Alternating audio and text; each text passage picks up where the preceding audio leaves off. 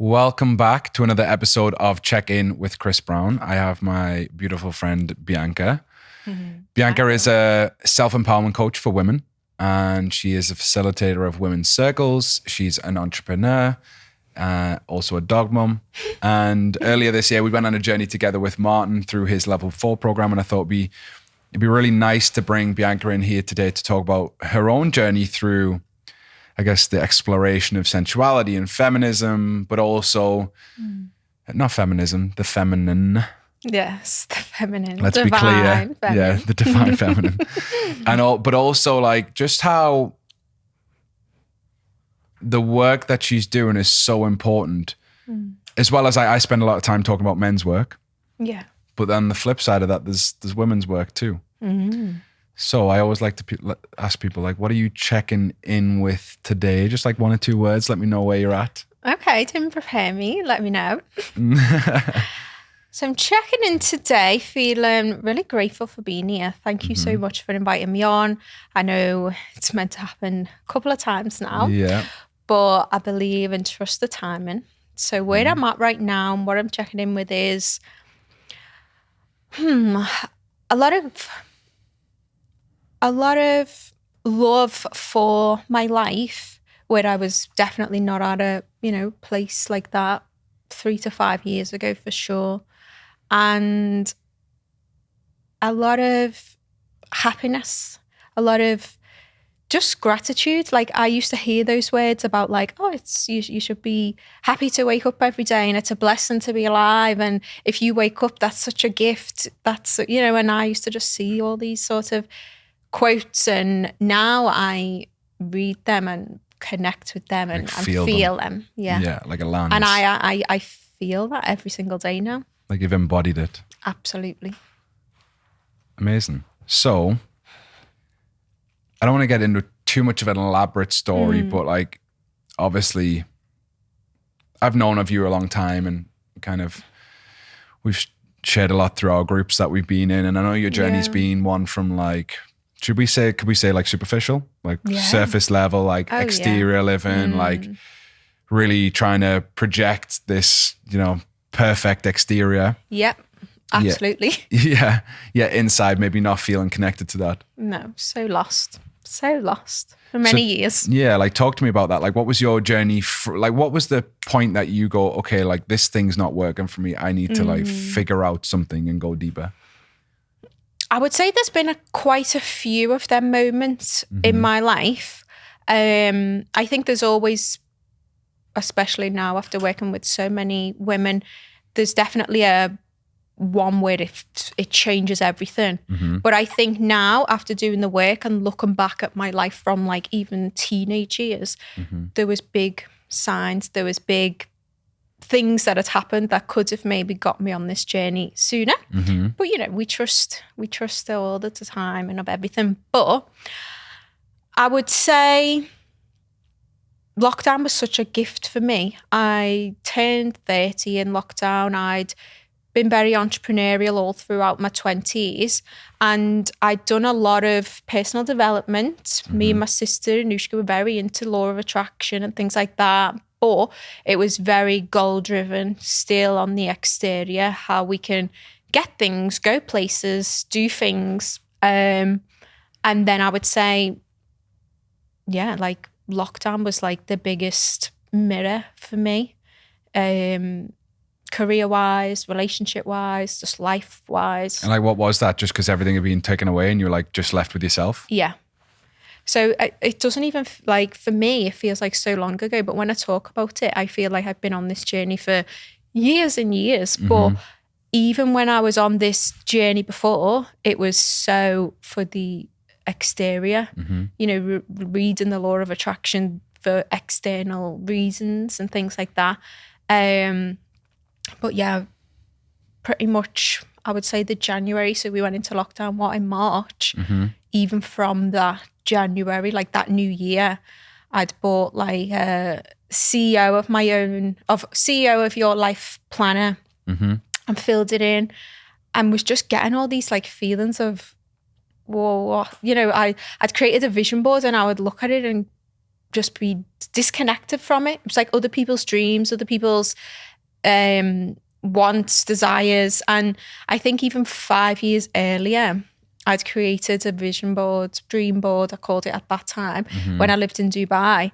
And it had on like Brody Jenner, a Range Rover, a mansion, all these things that like, they were just in fashion at that time. Like, yeah, Brody Jenner's not even my type. Like, no offense if you're listening.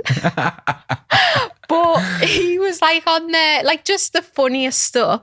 And it was just someone else's dream. Yeah. It was just someone else's dream. And I think when I first started digging deep, definitely I went through the whole of like blaming others and things like that when I first started, you know, doing the deeper work, I would say. Whereas now I realized I was just living somebody else's dream. You know, I went through a long time, like 6 to 8 months of really feeling like, why did this happen? And like, I thought I was very attached to like a future projection that I'd had. And then now I'm so like at peace with it because the life I had actually wasn't that bad. It just wasn't in alignment with who I am. So yeah, that's always been my issue with like vision boards. Like you can create this big elaborate vision board, but sometimes like it doesn't actually, you don't actually like feel that. It's just that you put that on because you think that's what people think will be a level of success. Like, like the house, the car, and you can have all of those things and still feel like, it doesn't really do anything. Like you get a new car and then after 3 weeks, you're just like, fucking rushing around with your life and it just becomes a vehicle to get from A to B. And that was very much my life. Like I lived in Dubai. Everyone thought I had like the best life ever, and it probably did look like that on social media. You know, I lived in Manchester for a while. I got a better apartment, still wasn't happy, got a dog, still didn't fill, you know, any sort of void, I guess. I mean, very grateful now. I can see how having a little companion at that time really did save me. Yeah. Well, I think like it's just it's a void that we just can't fill. It's like that. What's next? What's next? What's next? What's next? But I was so on autopilot. I didn't see that like the time where I was spending 40 to 60 hours a week was the problem. Yeah. And I just don't know. And I look back, I'm like, hasn't, you know? But I think without the right support, and if that's why I said before, like lockdown was like the biggest gift for me because I wasn't around people. I wasn't in the office. I wasn't even in Manchester. You know, I was totally out of it. And then when I would get on a Zoom or even like receive an email or text, I would just like cry. Yeah.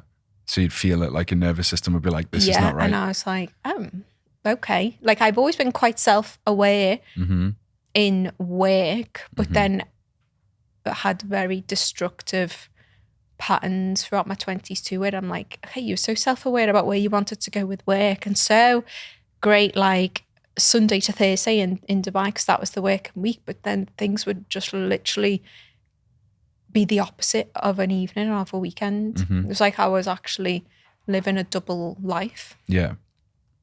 And so that's kind of you left. I know that was a big point for you when you joined a program, didn't you?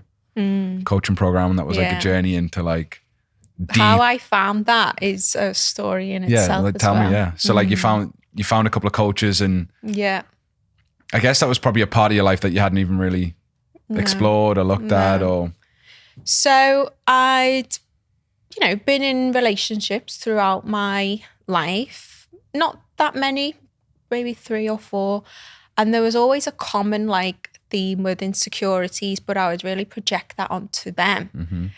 And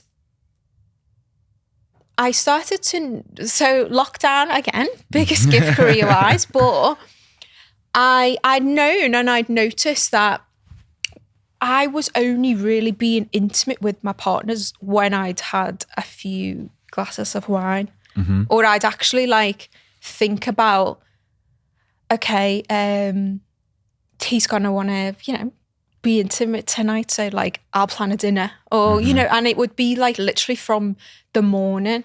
And then sometimes I would almost overthink it so much that it would just be too overthought that any sort of like energy between us, it was just awkward. It's gone. Yeah. And that had been like apparent in a relationship. But then I guess lockdown, where like you couldn't go out for dinner and you're not just going to sit in the house and be like, let's have a bottle of wine every day. I was like, okay. So I'd started listening to more podcasts that weren't so goal driven. I'd very much, I've been into like Tony Robbins, Jim Rohn, very much. I've like masculine stuff. Masculine. Yeah. And I'd even still now, I don't know if that was something to do with like traumas and things that had happened in the past, but yeah, I really invested myself into like male dominated. Like drive, I guess because action, dominance, success. I associated men with success and things like that. So when I got to this point where I was like, okay, I don't know if I'm going to feel comfortable talking to men about this. I started listening to a lot more feminine women podcasts and hours, of a day. And I, one guest on a podcast that I was listening to, and I felt like she was just talking to me. And I feel like that's very much how women even find me now. They're like, well, I was listening to your podcast, or they feel like what I'm saying is talking to their soul. It's the narrative in their mind that's running all of the time. And you're just the one that's brave enough to like verbalize it out in the world. So I was like listening and I was just like, okay, yeah, this is me. And I DM'd the coach and I was just like, I actually said that to her. I was like, I feel like you were speaking to me then on that podcast. Like, do you do one-on-one work? Like, and I had a lot of ego in my 20s. I had a lot of ego in terms of I didn't really share when I didn't ever ask for help, considering I'm very close with my 3 sisters and my mom. Like, and even friends, like I've never really had trouble talking about intimacy, talking about anything like that. But I think I was kind of like that all talk, no action. Like I would literally say anything. Yeah. And then it would be actually from an insecure place. Yeah.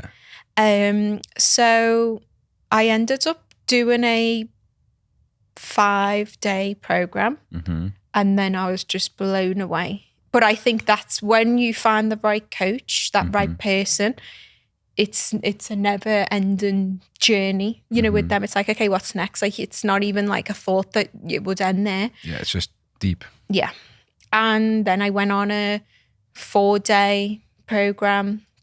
And then I actually, at the end of the 4-day program, I was so blown away because I'd gone on that 4-day program, like wanting to heal my relationship with money because they spoke about that. But like what came from it was like obviously all the things to do with intimacy and drinking and things like that. Not that I've ever had a problem with alcohol in terms of like, not being able to stop, but I would very much, I never used to be alone like with myself. Like I would always have plans and things like that. Pretty much living in Dubai, I guess they call it like the Vegas of the Middle East. Like we would go out all the time. I would work so much that then that I wouldn't like chill. It would be like, okay, let's go out. Yeah, what next? Yeah. And the same in Manchester. When I lived in Manchester, it was very much like you got like Prosecco brought to your desk on a Friday. It was the norm. So yeah, I was very much like in that cycle. So, and there was no even like conscious thought about alcohol at that point. It's just like, let's have a drink. It's what you do. It's like you go out, you socialize, you have a drink. More normal to say yes than no. People would be like, what? Yeah. So you're not having a drink. Yeah. So yeah, biggest mirror like for me ended up on that program. And then the next program was like thousands, like the 6-month one. But I just didn't even bat an eyelid. I didn't have it in the bank, but I was just like, I've got to do this. Yeah. And I did. I found the money. I actually took a loan in the middle of the night, and it's so strange because like I've never even really had any credit, and it got accepted like straight away, and the money come in time. Like it was just the most divine time, and And then I went on this program, and what came up for me was a lot of like memories that I'd put at the back of my mind, traumas that I'd been through from a young age, from working in like a male-dominated industry, like a men's tailored suit company when I first finished uni. And then he used to like withhold my pay, like the boss that I had, like I had a company car and he'd take the keys. Like it was just, I've actually been through things from a young age to do with men. And, you know, it's like a trust, right? Like a trust of the masculine, trust of men. Like it's been betrayed, all like fabrics are frayed over that bond of trust. And, you know, I really wanted to be able to experience love, experience pleasure, and what it meant to be intimate.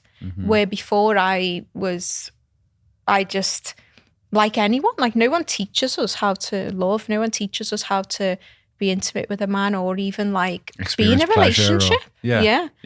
And I was very, I would say, in my masculine. I wanted to be successful. I didn't want to be a housewife. So even though I enjoyed cooking and things like that, I wouldn't do it. Like I was very, resistant and just like, I won't conform, you know, like that. This is what society tells me I have to be, and I don't want to be that. So I was just so like, instead. Even though I would like to do those things.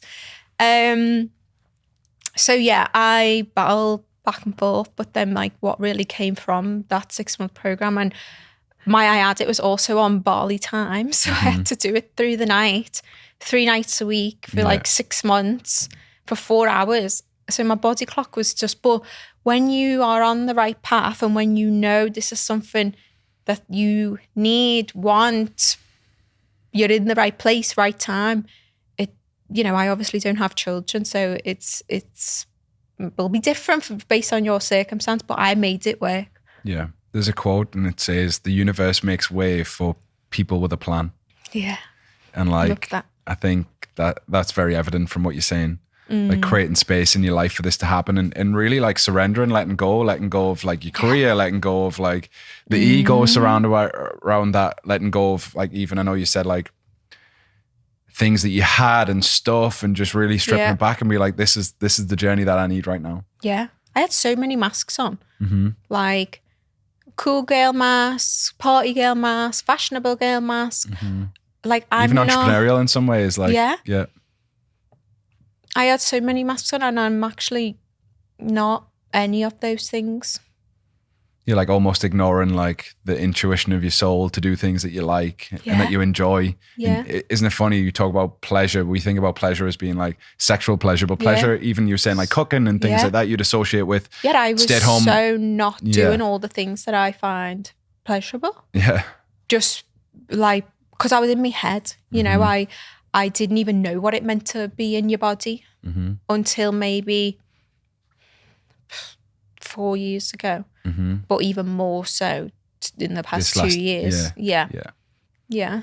I think there's like, you know, I see in like, I'm a massive fan of the like female entrepreneur movement. There's some unbelievable coaches out there doing amazing things. And I think sometimes that gets misconstrued. Like we see I don't need anyone, like I'm on my own, like I'm an independent woman, and ultimately like everybody is happier when in union. And I think, like, what are your thoughts on that? Like it's almost like toxic masculinity where it's like, I'll be on my own, I'll do this. It's like, it's not resort. Like, I mean, don't get me wrong, I think you can be happy alone if that's what you want, but like I actually saw in someone's Instagram bio once, independent woman. You know, a bit like the when people talk about like a busy badge of honor, like to be busy is like an award, you know, as if like you're going to get an award for being independent. Yeah.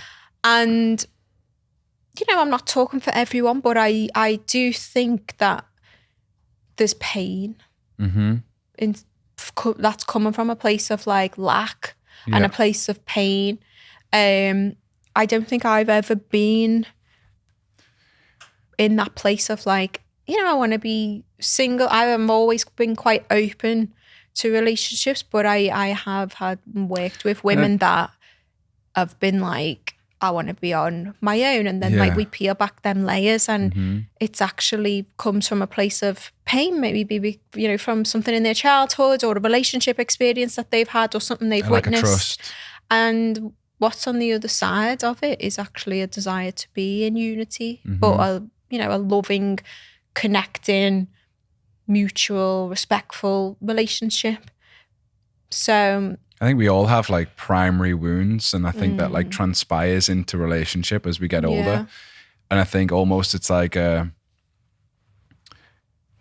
it's the same as men who just sleep with as many women as possible to get gratification or to feel good. On the other side, you know, like the independent woman who's like, I don't need a man in my life. I don't need this. I can do everything on my own. It's like, it's almost the same or similar wound, but like in the polar opposite, if that makes sense. Yeah, no, it is. That's what I would agree to too. So it's like, it's really stripping that back. Like, why is it that you don't, it's really a lack of trust in men. Yeah. Essentially is what it is. So it's like, I choose to be independent because really this doesn't feel safe to me. Yeah, yeah. Like you want to actually bat them off. You know, don't come like with a shield. It's like, I'm putting this in my bio, so don't DM, don't dare reach out. Yeah, don't dare reach out. Yeah. I had a friend, and I still have a friend. He's still here. I have a friend.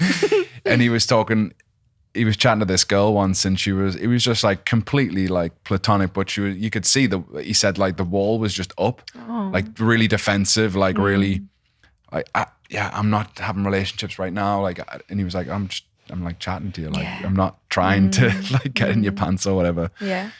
And I think sometimes, it can be a bit of a problem, but like you say, it comes from pain. So yeah, you know, I watch TV now, and it's because of everything I've learned, and now even just watching TV now, I'm just like, I can't even watch things anymore because it's so projecting like women to be independent, or that you have to, like I said before about that cool girl mask. Like I would literally have like a boyfriend in my 20s and play it down so much and be like, yeah, you know, we're just friends, or like all of it. And I see it on TV shows now of not owning what it is that you want. You know, like, oh yeah, I do actually want a relationship and would like children and marriage one day. It's like, oh no, we'll just see how it goes. And then what comes from that is not what you want, because you're not asking for what you want. You're not saying, and it's very much the masks of being cool, coming off, you know, coming across that way, when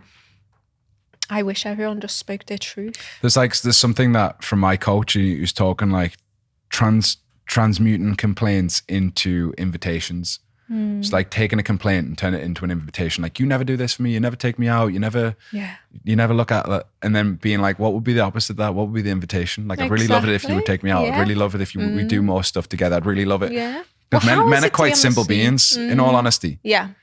I've figured this out too. Yeah. Like in a simple term, if you say to a man, like, this is what I would really like to do. Yeah. Then they're like, I can do that. Because we're very like pragmatic, very logical. And they want to provide experiences. They want to lead. Yeah. And we touched on that a little bit. Like, my coach also said, like, if you expect a woman to surrender in the 7, 8s, and 9s out of 10, then you must be able to be the opposite in that polarity, which is to lead in 7, 8s, and 9s. And I think that's the same thing. If you want a man to lead you in the 7, 8s, and 9s, then you've got to be willing to surrender in the 7, 8s, and 9s. Because if you are resisting leadership, then you're not surrendering. Yeah. But it's actually what you really crave and desire. Yeah. And I think this misunderstanding of feeling like we need to be this. I think my boyfriend actually said, like, I would come at him like a stag, you know, with the antlers and be like, you know, trying to achieve or lead. I don't know where I was coming from, but it was very much from the understanding that like that's how you get results. And I wasn't aware of it at the time. I was very much coming from a place of that cool girl again, just not wanting to say, so almost like go up against, or like you will say things in order to see their response instead of just asking and things like that, where now I am so in my feminine in a way of like to be that like, what's it like, yin and yang, just like be a team, be a unit, which is ultimately what I've always wanted. And I think I used to point the finger so much, whereas doing the work, you really take responsibility for your part. Yeah, that's like the part of like making a complaint, like you never do this, you never do that, when it's really like, this is what like my heart craves that you do this. I mean, that might be a bit esoteric for people, but what I really desire is this, what I really want is this, what I really would like you to do is this.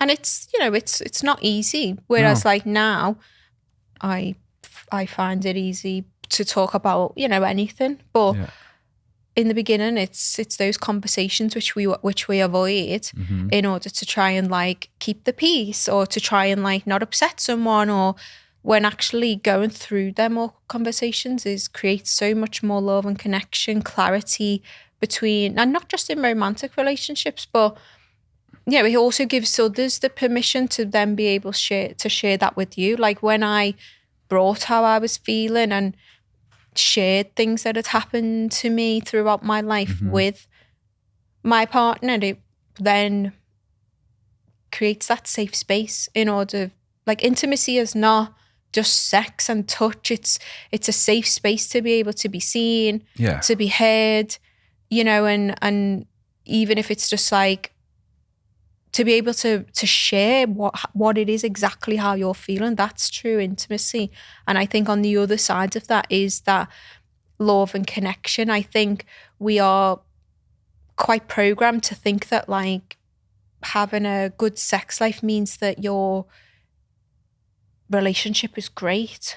And I really used to believe that. I would be like, there's something wrong if we're not, or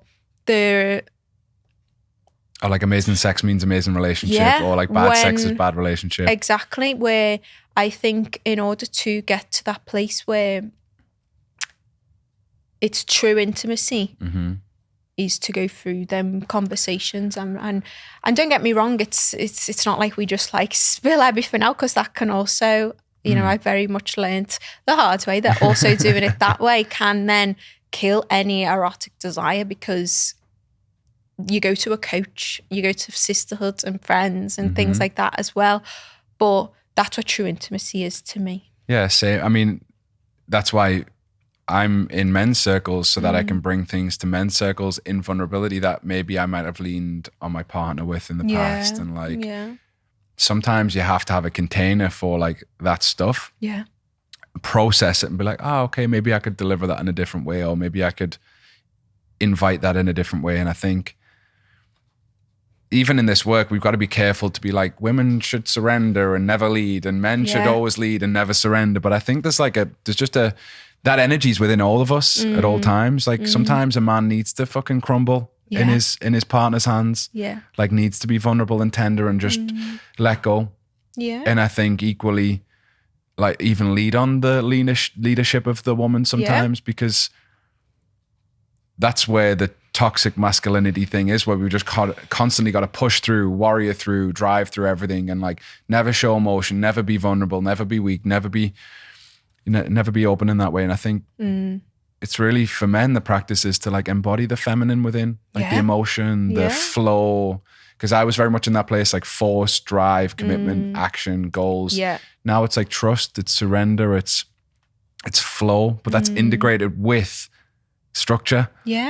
And I think it's the same for women too. It's like you can't just be this feminine, flowy creature all of the time where you kind of... And I definitely went there. I can remember a little bit, But it's like, definitely went there. There's no time, there's no structure, there's no nothing, it's fine, everything will be divine. And but you do need that container of structure too. Yeah. And I think it's about giving ourselves that first and being able to understand those energies within and then transmitting that into relationship. Yeah, no, definitely. I think, yeah, as I just touched on there, after going from following such masculine leaders and coaches and mentors to them being so engrossed and invested in healers and, you know, a completely different way of personal development as such, I then was so in my feminine where everything was just, what is time? You know, what is, and now it's a, you know, I even, what is balance? You know, some days it's not like you do the work and then it's like, I'm always in balance. It's like some days will be,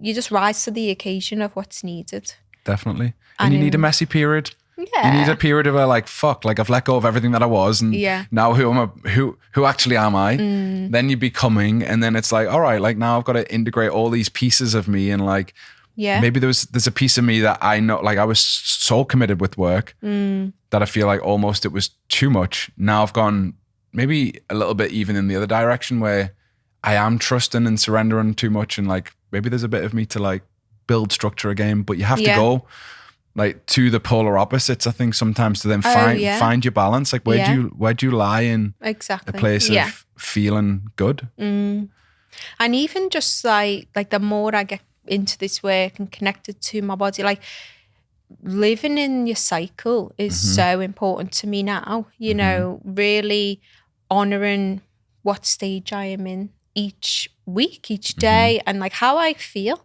So they're not, I went so in my feminine where it was like, okay, emails and things can be done on this day and like photo shoots and things can be done on this day and podcast episodes because that's when I'll be feeling most creative. Like I went so into it in that way where now it's very much how I'm feeling that day because there's so many factors to always like factor in. But I would say now, just in comparison to my life when I was in the corporate world and things, everything was from the external, what looked good, where I was going. Even if I was tired to go, I would go somewhere, you know, be seen at places what I wore and things like that. Because I was in that industry where now it's very much how I'm feeling that day. I don't really have like schedules and plans and strategy. I do, but it's not like rigid. Yeah. I had Leanne, she plays for Liverpool, on the other day, and we were talking about this, like how in sport, like it's just with men, they don't have a cycle to deal with. With women, they do. Yeah. But I think also like as a man, like I would like my partner to communicate that, like, hey, look, I'm feeling really tender and emotional today. It's like that time of the month. Like I might react in certain ways or I might say things I don't really mean. But like that's all communication. Yeah, it's all open communication. There's two parts of that as well, to feel safe to do so, but also to be vulnerable enough to open up. Yeah. So I think sometimes you can be like, men could be like, oh, it's the time of the month, is it? Yeah. Like, and then almost it's like a shameful jab. Yeah. Whereas, yeah, it's like, it's a bit of balance. Like it's maybe understanding where your partner's at in the cycle, but equally like communicating where you're at in your cycle. Well, that's so like potent for me even at the moment. Like obviously I'm up north for a week now because of work and I live in London. We had a lovely weekend planned just this weekend, just gone, go Christmas markets, go shopping. And I was very much just wanting to stay home. Yeah. But I was like not honouring how I was feeling because I was like, oh no, but I'm going away for a week. You know, and I'm deep into the work now, but still was like, no, like I want to go. And then it ended up just being where we went round a few shops and come back home, you know, and being able to actually communicate and say, oh, I feel like this, can we do this? Where before I would literally just fight through. I remember when I first started my business in Dubai and a man actually told me when I said, I'm going to go home, I'm not feeling that good. He said, there's women in America, no, there's women in this world running countries and you're saying you're going to go home. And it stuck with me. Like I've never really shared that before, but that was like, oh, okay. You know, so like, I should just suck up and forget how I feel. Yeah. Well, that's when you begin to like check out of the body. You start living in the head. Oh, yeah. That's how most people do because they don't want to feel what they actually feel. They're like, oh, fuck it, I'll power through. And then we get into our head. It's this, you know, work can be like this as well. I have so much still I have to train myself through this. Like sometimes I wake up and I'm fucking exhausted. And I get up in the morning, I'm like, I've got to do this. I've got to be at the gym by this time. I've got to do it. But sometimes like an edge is to be like, okay, maybe I just need to like take an extra hour. Yeah. Maybe I need to slow down. Where before I'd have so much like guilt around that. If I didn't wake up at 5 a.m. or 4:30, I'd be a loser. That would be it. Like I'm not operating at the highest possible function. And yeah, you can get sucked into that with you see on social media, like 5 a.m. club, like have a morning routine. And I was very much in that way. Like my morning routine ended up like a checklist where now it's again how I'm feeling that day. What like practices do I want to do today?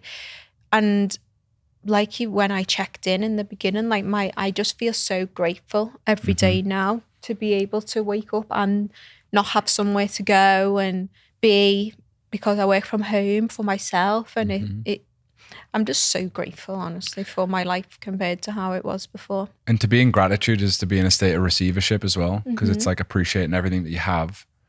And then in that sense, you're able to invite more in. Yeah. If you're not in gratitude, then you're not in a state of receivership. So that everyone who wants to like give and never receive, they can't operate from a place of gratitude.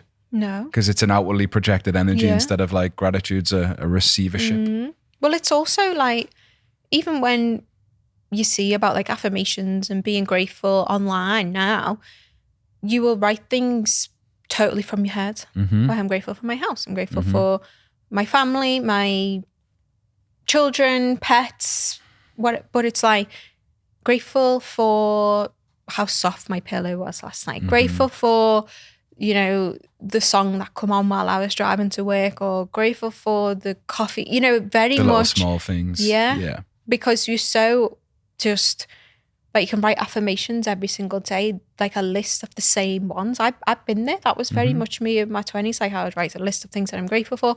It wouldn't be like a checklist, like not even connected, just literally like a rehearsed. Yeah. And that's what I teach, support, guide women to do now. But, you know, there's no, like we were talking about before, like about balance. Like I'm very, the way I coach and hold women is there is no day without night. There is no light without dark. There is no gratitude and positive affirmations without pain and shadow sorrow. And pain and hate. Because I am so at peace with where I am now, but so like know where I'm going and what my like true passion and purpose is, to be here, to be of service to other women. I'm so connected to my purpose, my mission, but it's not, I couldn't even tell you what my mission is. It's that like an embodied practice. Yeah, it's just embodied. Like I see in people's bios just as much as, you know, to impact X amount. And for me, it's more an embodiment practice. Yeah, it's like I'm a living and breathing the stuff that I really truly want to transmit to the world, and that's your mission in itself. Like I see that, like your mission can't be put into an Instagram bio. Like and as a marketing coach and as a business coach, like I would get my clients to be like, here's your niche. Like I help people who this without this thing and without that, and it's like it's very much for like the head. Yeah, I changed but I fucked off all my bio on Instagram. Was like the host of the Check-In with Chris Brown show, like because I actually, frankly, know that my mission right now is one thing: to be open and vulnerable enough to own the shit that I've had in my life, own the mistakes that I've had, be vulnerable enough to talk about them, so it gives others permission to fucking accept their pain too. It. You know, like I wrote a post yesterday, like if we have affirmations every day, I'm like, I am happy, I am strong, I'm resilient, I'm this. But like it's not felt. No. Then like you're just lying to yourself. Happy. You're not feeling strong. That doesn't mean you're feeling. And it's okay to be like, I am sad. Yeah. Like, you know, there's things in my life right now that I'm deeply sad about. Yeah. I have a lot of grief around. And I make space for that. But equally I've got things that I'm so excited and happy about. And it's not about like making one thing everything. It's about, in this part of my life I'm deeply sad, I'm grieving, I've got this going on, I've got that going on. But this is like blossoming at the same time, and I'm excited and sad, and that's okay. Yeah, it's, I once had, well, she's still my client, and I said, I'm starting with a new coach. So basically was sharing with her about, because we needed to change the time and and she was like, you're doing a program. And I was like, yeah, like I still have a one-on-one coach. I'm still in programs. It's like, well, you know everything, like, but what have you got to hear, and very much from that place. And it's like, I think I will always have a coach. I will always be in a group program. There is so many layers to peel back. Life is still going on. Like, it's messy. It's so like empowering to be in. Well, that's to embody what you believe exactly. in too. If you don't have a coach and you don't believe in coaching on an embodied level. And that's why I really believe like it can't be put into your bio what it is that you do, because we're so multifaceted. Like obviously some people are like, coach of me and you'll be 6 figures in 6 months or whatever, or coach of me and you'll be giving yourself X amount of orgasms a day. Of course there is people that have those transformation statements. But for me, like some of my clients, we talk solely about love and intimacy. Some of my clients, it's very much about their businesses. And I wouldn't class myself as an intimacy coach. I wouldn't class myself as a business coach. It's very much from an embodiment place, but I've been very abundant with clients. I don't have a salesy bone like in my body. I went to a business show in London last week and I was just like, oh my God, I don't know how to sell, but I'm so abundant with clients. So it's you don't have to be that way. No. There's a different way. I think of there's being. like, sales is about truth and leadership, right? And like, I've done a lot of sales training. I've got a lot of sales training. I teach my clients. I came to you for advice, but I can't embody it. I can't do it. And I teach my clients it, but now on a sales call, it's like, okay, so where I am in my life, I only want to work with clients that are going to go deep.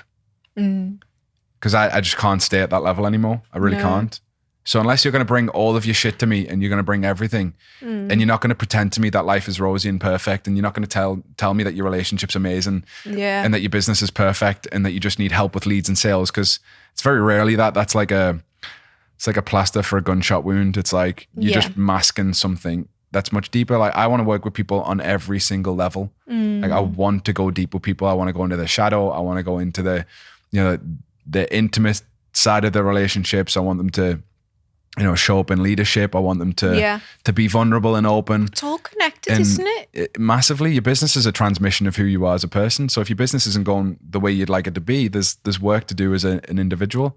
Yeah, I know for me, it was like, that was the place I'd escape. I'd escape all the other stuff. I'd just avoid all that stuff. And I'd just be like, I could go to work and be admired and be honored and and like, but it's just that in itself is a shadow self. It is. And how long can that last? Not long. I'll tell you, not long. Not long. Yeah. I've really realized I hired I think I shared with you a couple of weeks ago, I hired a coach to help me with YouTube. I really want to have a YouTube channel to be able to share on in a different vibe than like, so it's Instagram and TikTok and things like that, to be able to just share my story for anyone who wants to hear it, even if one woman listens. And I really realized that like I was meant to launch the YouTube channel, say like a month into working together.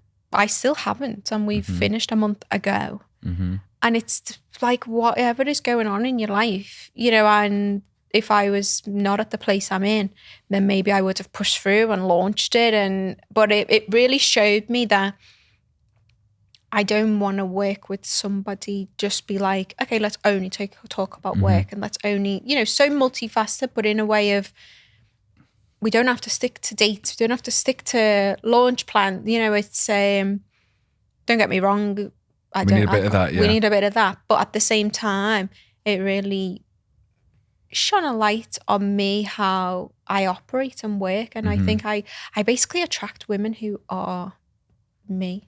Yeah. Who've been where I've been, who felt how I've felt. And they see me as an expander. Well, that's like what I was saying about sales. Like I could force a sale using strategies and tactics, but like now I just have good conversations with people. And there's a vibe or there's not. There's an energy that like, I'm like, I can work with this person or I can't. Yeah. And that comes from more of an abundant place rather than a scarcity place where like, I have to get this client, I have to make this sale. Yeah. Like my business isn't where it was. Like I could be more financially successful than I am. But equally, I'm really happy about where things are going. Mm-hmm. And when I started this podcast, Jacob will tell you, for like months, he's like, when are you gonna, all you got to do is set up this little account and get it going, and like, we'll get it out there. And it really wasn't a priority for me to do so. Because I was just like, I measured the return. Yeah, because I was enjoying the creation of just doing it. Like, it was an outlet for me. It was something I was doing and creating. And then I was like, all right, there's enough of stuff together now to be like, right, let's get this out. Like, I feel ready. Right. Mm-hmm. Timing's everything, isn't it? Yeah. And sometimes I think in the past, maybe I just would have released all of the episodes and it wouldn't have had the same impact. But because I was releasing the clips, everyone's like, when's the episode's coming out? When's the episode's coming out? When's the episode's coming out? And then eventually when I release it, it's like, it's received well. But even then, I know that this is like a 5-year journey before it even becomes recognized as anything. Yeah. And I think patience is huge. Like, we have this deadline. We've got to do this. We've got to achieve this. We've got to make this much money by this time, or, 6 figures in 90 days. And it's crazy. All of this stuff is just pressure. And for me now, it's about finding people that I can work with. Like, for my own coaches, like, I want to work with people that I know I can go deep with over multi years. And equally, my clients, like, I don't want to just work with them for 90 days. Like, we might as well save each other's time and money and just not do 90 days and just be like, all right, if you only want to do 90 days and come and get stuff, save your money, go elsewhere. I want people who are like, I want to fucking grow. I want to develop. I want to build something real. Yeah.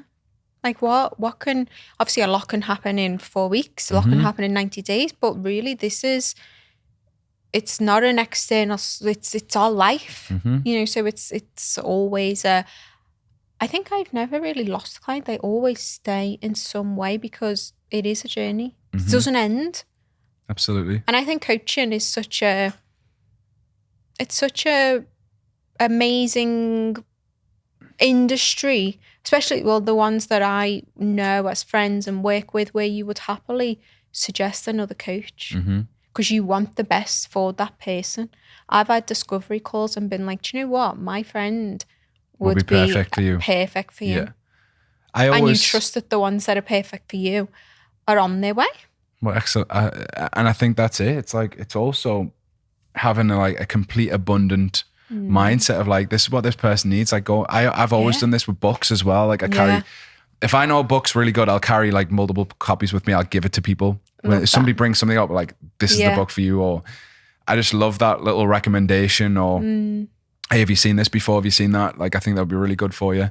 So it's funny that you say about books. So I would say that reading a book was that what changed everything for me, and I was not a reader at all.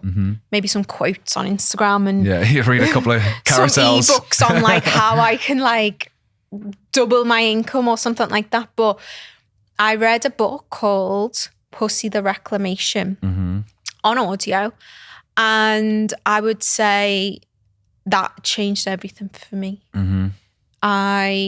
It was when I was on the 5-day program by a lady called Regina.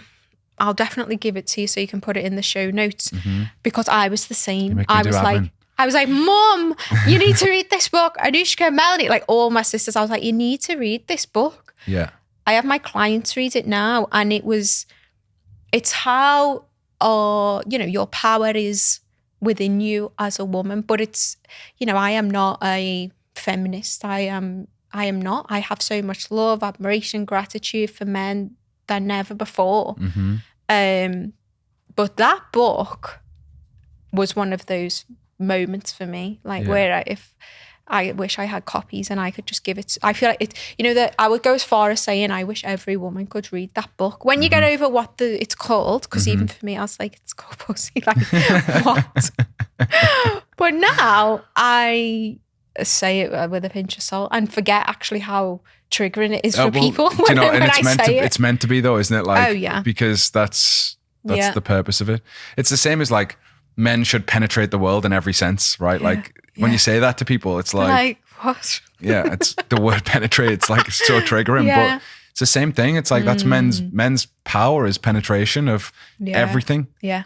in every sense. And I think we've got to start owning those parts of us. Yeah. And like claiming the parts of us that makes us special. And like you say, it's not about being a feminist and hating men. It's about actually admiring men for who they are. And the same thing with men. It's like healing the wounds in you so that you actually give women the deepest level of respect. Yeah. And it's that integration, I think, that we need to bring to society, because, you know, men get a really hard rap these days, and it's not every man. Oh, yeah. You know, a small portion of men define the world. But like, I didn't make the rules around women couldn't vote. Like, I didn't make the rules around like inequality. Like, I'm pro equality. Cool. I also am pro like women have strengths that men don't have, and men have strengths that women don't have. And I think women's awareness and sensitivity is like a beautiful gift. Like men don't have, but then men's presence and structure and strength is something that women don't always have. And I think there is a reason why women surrender into a man's arms and they feel safe and comfortable. Equally, the man holding their woman feels that too. Yeah. It's not like the man surrendering into the woman and getting hugged by the woman. Like, that's nature, it's DNA, it's in us to be that way. But equally, like the sensitivity of a woman can like really open a man's heart. Oh yeah. Like their awareness. I always explain the simple thing, like I could walk past a pile of clothes on the stairs and it wouldn't even be in my awareness. Yet women have that like, oh, I'll just pick these clothes up and take them upstairs with me. That's like a very simple way of saying that women have a sensitivity and awareness that men don't. Yeah. Typically, without stereotyping, without, you know. Yeah, I mean, but then what happens is the more you open up to that and lean into that, it gives the man, the woman, the permission to be able to be the opposite as well. Be themselves. Yeah. So like that's basically what's happened in my relationship. Me softening has enabled him to soften me. You know, with my business, launching on my new businesses and being around him also, who is an entrepreneur and business owner. It's like we've both, I like to say, like rise to the occasion. You know, if you're in that safe space where you can feel vulnerable, but then equally can feel like a leader in your business, in, you know, like playing to your strengths, I would call it. But what you just said then really tickled me, because actually on the weekend we got a white sofa and he was like, oh, what's this mark on the sofa? And I was like, I never saw that. And he was like, did you try and clean it? And I was like, no. And I was laughing with my mum last night because I was like, that just wouldn't even go into my head. Yeah. So it's obviously each to their own. My brother is very much the one who would clean and take the washing up with. So it's very much who, you know, we're all completely different. Definitely. But being yourself enables the other person to then be like, oh, I like how they do that. So then we embody it. Does that make sense? Like my coach talks about the feminine in all of us is the oracle. So like it's like tuning into the felt sense. What are you feeling? What are you noticing? Because men as well, they have a hard time with this, but they have an inner feminine. Yeah. And it's really hard for men to do that. That's why they don't want to show emotion. They don't want to do anything. But like, you know, if you're on a night out with a group of friends and you're in a club and you don't feel like, you feel off, something feels not right, and you're just drinking down to like not feel that, you're ignoring like the truth of your heart. Yeah. And I think using like that felt sense is like the guide in your life. It's really so important. So it's like the feminine's like the oracle, and even like, you know, more feminine beings, like they can, it's very triggering sometimes, like when a woman raises something, but what is the truth beneath that? Is there some truth in that? Yeah. I work with a lot of men clients, and they might come to me like, I'm pissed off with this, my partner's having, and I'm like, is there any truth in it? Like what could you extract from it? Like, is there any truth in it? Even a fraction. Yeah. And I think that's where responsibility comes. It's interesting. It's so interesting, and we can learn something from everything, every trigger, everything someone says. And, you know, with my clients now, especially my most recent program, it's called Romanticize Your Life. I think they had the shock of their lives. They thought they was going into a program. It's called Romanticize Your Life, and it's going to be rosy, also about self-care and pleasure and intimacy. when it's like we've gone to the depths. We've gone to that place of like, yeah, we will get there in the last like 2 weeks. But for the first 10 weeks, it's all about getting to that point of why are we, like what you just shared, like going out and drinking to oblivion? Like, what are we trying to avoid? Why can't we just have a couple? Or like, I was very much in that space for years, for my whole, since teens till I was 30. I spent my 30th birthday like hungover to death, you know, and that had been like my life for 15 years. Maybe even like I used to get drunk young, like really, yeah. You see it on Instagram, like Sunday morning, like, oh, this hangover's death, so can't do it normal, again. And then you see the same people again the next week, like, oh, I'm dying. Can you die of a hangover? Like it's like, it's more normal than being like, oh no, I'm going to stay in and read Pussy the Reclamation this weekend. There's also like a thing with spiritual work. And I also wrote a post on this the other day, and it's like, we think that spiritual work is all like magical and it's amazing and you should feel good, but that's like, that's a spiritual bypass. Oh yeah. That's like crystals, affirmations, all like the positive stuff, but really like you're just bypassing the deep work. And spiritual work is like digging deep into your shadow, your psyche, the dark parts, the light parts. Yeah. You know, sexual taboo, like dark and light. Like that's the process that I'm going over the next 6 months. Yeah. Which I'm really excited about, and just exploring the dark side of your personality. Like we all have dark thoughts. We do. Our shadow. It doesn't mean that's who we are. No. But there's always a part of us that are envious, jealous.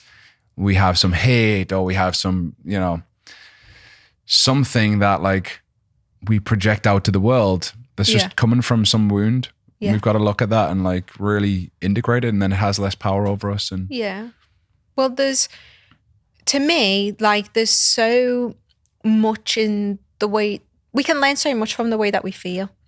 You know, especially what we're going through this week is like on my program, it's like low self-esteem, healthy self-esteem, excessive self-esteem.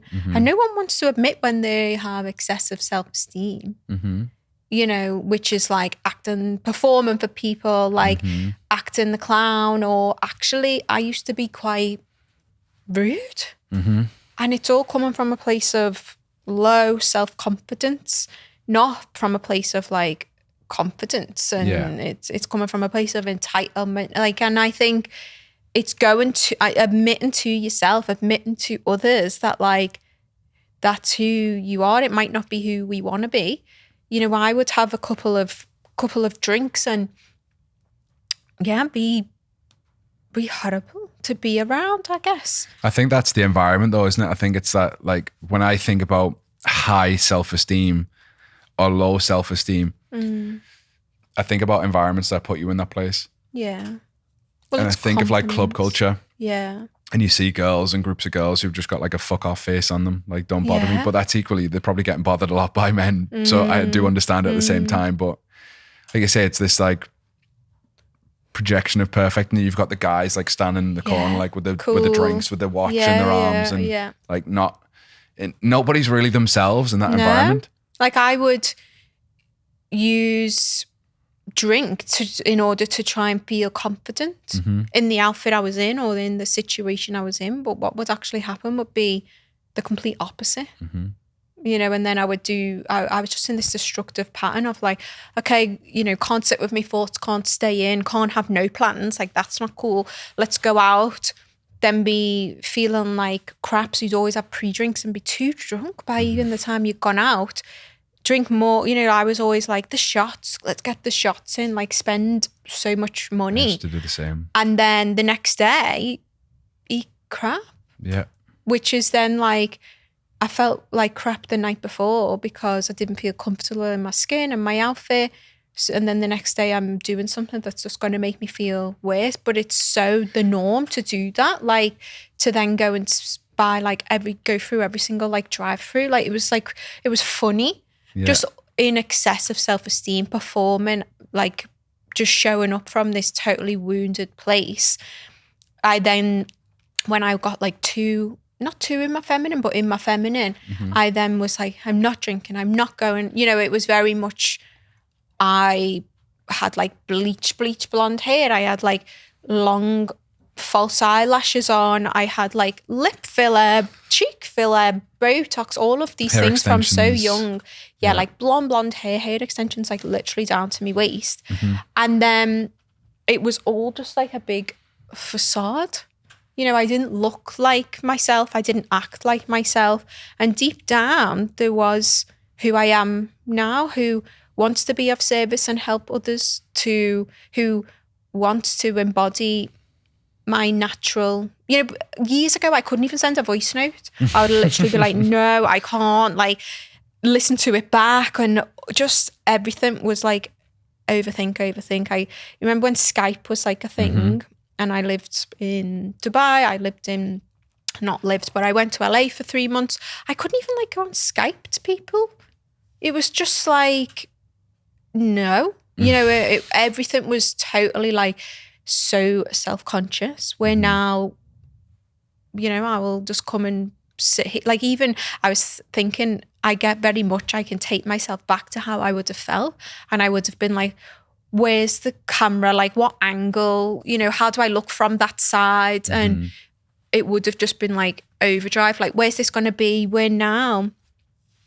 It's just how I look. Yeah. It's how I sound. I want to share my story. That's what matters to me more than anything else. Yeah. And it's just an embodied way of living.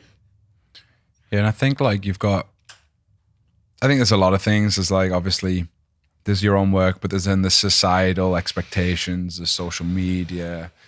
Like, you couldn't possibly post up a photo that's not like perfect or filtered. And then you've got the opposite side of that, where people are now posting stuff of like imperfection. Yeah. It's like almost going the opposite way. And I think it's just like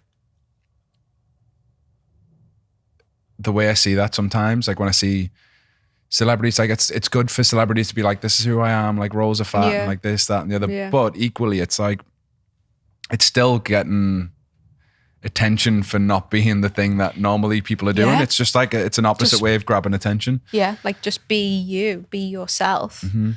But then it can be too, I've been there, you know, where it's like everything was overly polished and edited and things, and then wanting to then show, you know, and be vulnerable. Like that was like a big place, like, okay, like I want to share my full story. Like that's what it means to be vulnerable. And then I had a coach, and it was like, you share whatever it is what you feel want like to share. Yeah, there's things that I have shared on my own podcast, but it's not like, it's not who I want to be known for. It's not, I don't want to put myself into like a box or niche of like only helping women through certain things that I've been through. Like I was saying before, multifaceted in so many ways. When you click with someone and they see you as an expander, I think you can work with pretty much anyone, any age, whatever they've been through, things you have or not. But vulnerability to me is like you going, listen, I haven't got all this figured out. I'm still very much in the process. That's like the true essence of vulnerability. Yeah. You're not your story. You're not where you've come from. You're not who you are now. It's just like, this is what I'm doing in the world. I'm just talking from a place of like what has helped me. Yeah. That's why I love coaching. You know, I've tried therapy. I've tried hypnotherapy, all these things. And it's like, yeah, talking is great. And I do believe like there's so much healing in sharing and talking when you're in a safe space and being able to release that. But like working with a coach who's been where you have, and they invite you into what worked for them in order to try it for yourself. There's so much like more depth and connection and transformation in that. Yeah. Have you seen the documentary Stutz with Jonah Hill and his therapist? Yeah, I watched it on Sunday. Yeah, so good. So good. When he was talking about like, I'd go to the therapist and they'd listen, and then I'd go to my friends and like I'd get unsolicited advice. Yeah. And like I wanted it in reverse. Yeah. I want my therapist to give me fucking advice, and I want my friends just to listen. Yeah. And I think that's the beauty of coaching. It's like you're not in this like, well, how does that make you feel? How did it? It's like, here's this tool, this thing that's worked for me. I think it could help you. Yeah. It's very even like when he was action-oriented. interviewing him, and at the end he was like, yeah, thanks. Like that question you asked me about why he wasn't committing to a relationship. It's so, we're all on a journey. It's never ending, isn't it? Yeah. And Jonah Hill was like, I thought that you'd have all this shit figured out and you didn't have any problems. And he burst out laughing, didn't he? Just Yeah. That's the most, when I really connect with the coaches, to see that they are still investing in themselves. And I coach on a basis of like, what the program, what we're going through. I trust that that's also what I'm needing to lean into at that time. And I think as well, like, I would be in the past, like, I'd only share the fucking highlights, and I'd only be the perfect coach, and I'd only be like smashing it, killing it, like this, that, the other. Now I'm just like, yeah, do you know what? I fucking let all that go. And actually, this part of my life really sucks right now. Yeah, my business isn't as strong as it was. There were things that I was doing that I'm not doing anymore. And there are things that I could equally be doing more of. But generally speaking, I'm actually happier. Yeah. And I think how your life feels rather than how it looks. It feels like, like I'm creating content now that I enjoy. I'm doing content that I love. I'm doing stuff that makes sense to me. Yeah. Instead of just this projection of like being in marketing for so long. It's like, what's your client's pain points? Like, what are the desires and aspirations? Where do they want to get to? What is your core message? All of that stuff, it's good and it's great. But equally, it would only get you to like a certain level. Like, I look at Gary Vee, right? He creates content, not for any, like, there's no funnel, there's no way. But if he was to release something, it would sell. People would buy in droves. Oh my God, yeah. Because he's not trying to gamify by creating content specific to an audience. He's like showing up fully as himself, sharing what he believes in. And that's it. Yeah. And that's where I'm at in my life too. Like, I want to be a fucking powerful coach. Yeah. And I want people to invest in me because there's resonance. There's like, I fucking feel what he's saying. Like, I get what he's saying. I need that person in my corner. Yeah. Equally, that's why I make my decisions now. Like, it's not about necessarily a program, but it's like, who do I want in my corner? Like, what do I want to bring to my table? Yeah. And I think that's where my investments are going in the next, year and a bit. How exciting. Me too.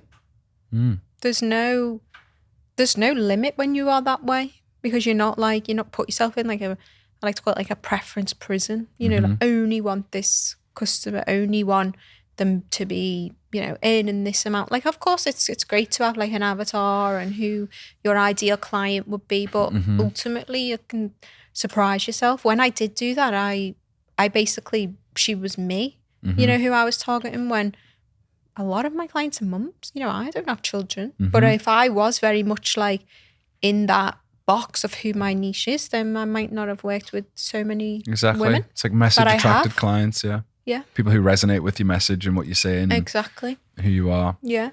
And we can all relate in different ways. Like, my baby was obviously my past business. So it's like, and I did a talk last Monday in Essex Uni, and they was like, how did you go from there to there? What was it like? And it's like, you can be so attached to a business just as much as a relationship. Like, I really see that as, that was like a breakup. Yeah, I like treated it in grief, in the same way, even though it wasn't in alignment with me. You can still miss parts of it. Like, even like your relationship that breaks down, it doesn't, even if it wasn't right, or like this bit's missing, it's still painful as fuck. Like, I think this is the problem that I have right now is like, and it's where I challenge my clients on, if somebody. So we did a little shadow work in our last intensive, and it was like someone who they spent a lot of time with to sign them up to the program. Day later, they cancel. Right. And then she's like, I get it. This other gym they've gone to is good. It's amazing. It's like really what I wanted to get, and it's fine. It's good. I'm like, but it's not fine, is it? And she was like, no, it's fucking not fine. It pissed me off. And I'm like, that's what I want to see. Yeah. I want you to honor like the truth of your fucking body. Yeah. Like, express that. Let's explore that. Why does it piss you off? And ultimately, it comes down to, at some point, like feeling rejected or feeling abandoned or feeling lonely or some kind of sadness. And then it's like turning that gaze inward and going, okay, like I meet the parts of me that really need tending to, and then breathing with that, relaxing into it. And then now you've got a pathway of like, if somebody does that again and I get really angry, I really truly know why it is, because I feel a sense of rejection or abandonment. Yeah. Okay, now that pathway is like much less intense. Yeah. It's so like, interesting. Tell you fucking accept that. Yeah. And stop kidding yourself that it is okay. Like, that energy is just going to get trapped inside. And then one day you're going to go, fuck this business, fuck everyone. Yeah. And unfortunately we'll lose good coaches because of that, or good business owners because of that. And then even the littlest thing, like someone not texting back, because that is still within us, that rejection of someone actually saying no, then every little thing, like someone not replying or not paying on time, you know, all of these things feel so much worse, because it's like, it's just the cherry, like the cherry on top, because we haven't dealt and processed like the bigger rejections or such. Exactly. And even like rejection, we might frame something that happened to us as that, but it might not actually even be that. Like somebody, you know, you might be like, they rejected me, but ultimately if they're just speaking what is true to them, there's a difference, you know? Yeah. It's not like, I guess there's like, we make things mean something to us that might not mean something to us. Oh yeah, we create so many narratives. Even me still now. Me too. From doing like all this work, I think but I think you have the tools in place in order to know that even on the weekend, you know, I caught myself and just saw how I was creating this like narrative of, because a plan changed last minute, it meant he didn't want to do it anymore. When it's like, plans can change, you know, like we can go somewhere else, or we can not go at all, you know, and it's very much. It's funny with you being in the flow of life, but then like even noticing that. Yeah. That's break of structures. Yeah. It like even when it's ultimately what I wanted as well, it was just hearing it from like someone that you love and someone that like you want to, I guess. So here was the scenario. It was like we were supposed to go out for dinner, but we'd been shopping and we had like big, huge coats on, and the shops were like chocker, and we had bags, and it was just like, let's just go home rather than go for dinner. And like that inner child, like within me, of like not feeling as good enough when I was younger, and my friends having boyfriends and I didn't like have one, and all of this like came up of like, he doesn't want to take me out for dinner. Yeah. And it was like, it was the lodge, like it was. Even though you didn't want to go for dinner yourself. Even though I was like, so, oh yeah, like, let's go home. But then being told no, and, you know, I created this narrative of like, well, he obviously doesn't want to go and take me out on a date and go with the plan, you know, and I was just like, it took me, he's doing a lot of work himself as well. And he really held me in that space and shone the mirror up as he does. And I was like, yeah, I just needed time to like adjust to the plan change. Where in the past, I honestly would have been in a mood and been like thinking in my head, like, oh, he's this like, never takes me out. All of these crazy like things till probably the next day. I still would have waited for him to come to me. More shit would have created in that space. Yeah, like creating this whole story. Yeah. Lovely. Good awareness. So pat on the back. Coming to the end of the podcast, like what have you got going on for you right now? Like what is some, let's say, female people listening to this that you could lean into your work? What's coming up? So I have two businesses. I have my coaching business where I coach women one-on-one and in group coaching programs on self-empowerment, really. Hold women in the space to empower themselves with the tools. I've created 2 programs now, 12-week self-mastery and romanticize your life. And they come with workbooks. Like I really do, I'm over-deliver. You know, it's my life. Like now I find my true passion and purpose. I think it's that quote of, you know, find your passion and you'll never work a day in your life. Like that's exactly how I feel now. So I have coaching programs, but I also equally have a business with my sisters, my 3 sisters. We started My Social Sister in 2020 around the same time, you know, as me leaving the fashion industry. And it's now a global sisterhood, a community of women all around the world, like women in Toronto, Abu Dhabi, like it's crazy. And we've got our app coming out. We've been working on an app for the past 2 years. It's a free app, free to download. And it's very much, I would say, accountability meets self-love.